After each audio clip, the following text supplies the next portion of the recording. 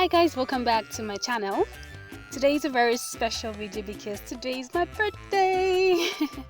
So for 2 years in a row now, I have made special outfits to mark my birthday, and this year is no exception. Even though we have coronavirus and everything, I will not miss out on this. So in today's video, I will be showing you how I made this corset top. I also made a two skirt, and the tutorial will be up on the channel next week, so don't forget to subscribe to the channel and turn on your notifications so that you do not miss out on the video.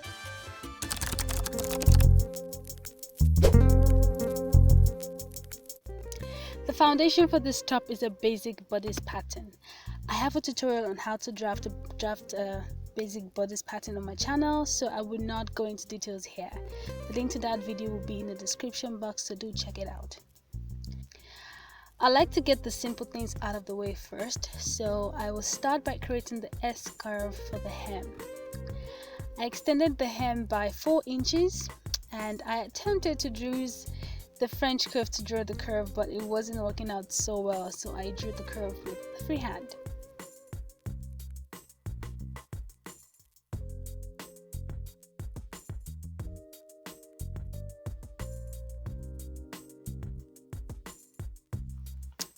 Next up, the neckline.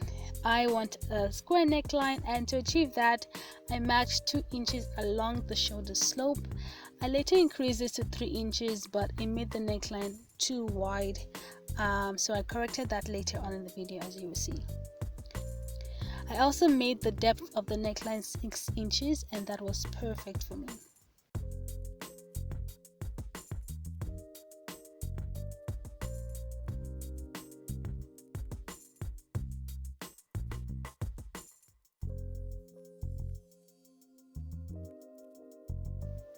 Then I joined all the points together and connected the shoulder to the neckline with a slant line. Well, it's not so slant here, but I will also adjust that later. I wanted an inbuilt cap sleeve, so I measured the length of the sleeve that I wanted, starting from the shoulder point, and that's about 8 inches. I love how the sleeve turned out at the end, but next time I will make it a bit longer and also drop down the shoulder slope so that it creates a more like a rounded sleeve. Anyways, the next step from here is to blend the sleeve into the armhole. I'm just erasing the lines here so that you have a clearer picture of what the sleeve looks like.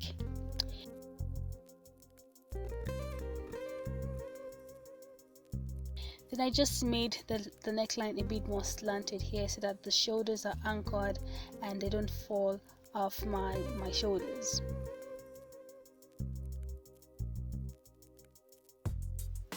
So this is what it looks like now. Basically, it's very simple.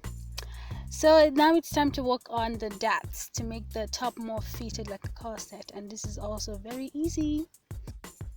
Now I'm back to regular programming. I removed 1 inch, and that is 0.5 inch from both sides of the dart on the underbust line as well as the waistline. It might seem like a lot, but it's a corset. What's a corset if it's not fitted?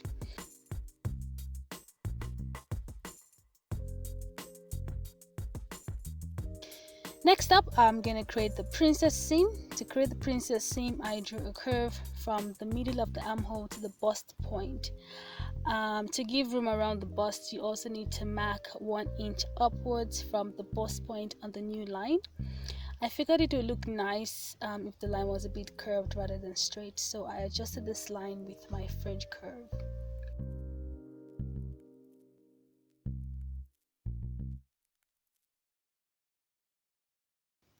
I should have finished the princess dart at this point, but stick with me, I promise we'll get to that. I then proceeded to draw the new dart lines, extending this to the hemline.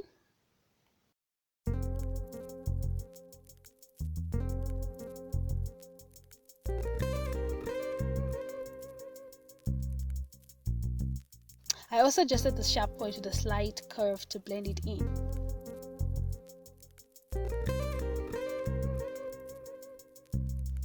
Next, I added 1 inch seam allowance to the sides, half an inch for sewing the dart, and the other half for joining at the side seams.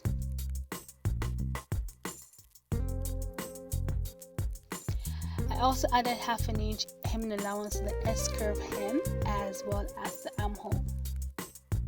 Finally, I remember my princess darts.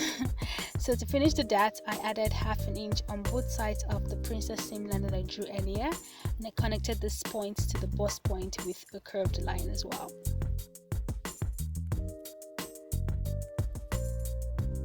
So the front pattern is finally ready. It's really easy, guys. As long as you have your basic bodice pattern, it's easy to manipulate it to give you the shape you want. Before cutting out the pattern, trace the pattern, the front pattern, making sure that you mark the important points like the waistline, the hip line, and all those lines. And the trace pattern will be used for the back pattern.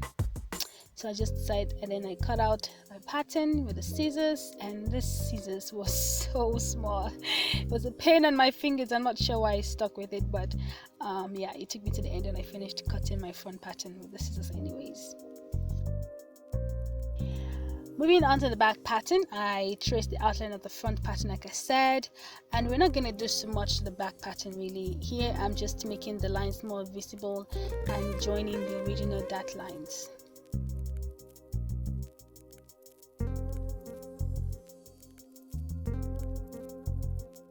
Now I'm working on the neckline. I wanted a high back, so I'm making the depth 3 inches, and then I connected this to the center back line, which is the edge of my paper. Next, I straightened out the back armhole. It's not supposed to be as curved as the front armhole, but in hindsight, I think I would have even made it more straighter and not as curved as it is right now.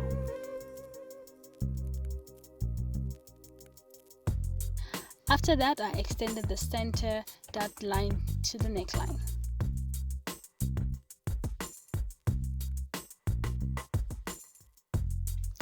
We will be cutting through this line, and that's it. I won't be adding any extra allowance to the back bodies because it's already included in the front pattern that I traced off, and also I knew that I was going to have allowance on my zip because I didn't take out so much from the dart at the back.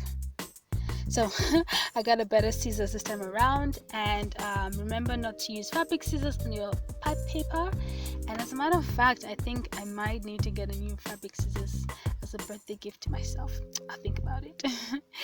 So I cut out my back pattern, and my pattern is ready. The pattern for the corset top is ready, and it's basically a bodice top with princess darts. I cut out my fabric, the lining, as well as the interfacing using this pattern.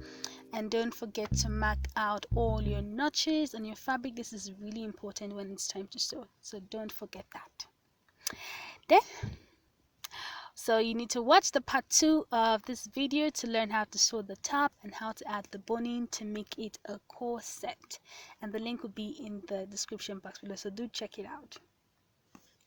Thank you so much for watching. Don't forget to like the video, subscribe to my channel, turn on your notification, and also leave a comment. Wish me happy birthday, guys. It's my birthday. So doing all that is free of charge, and it just helps my channel grow, so please do be part of my success. Thank you so much, and I'll see you in my next video. Bye guys.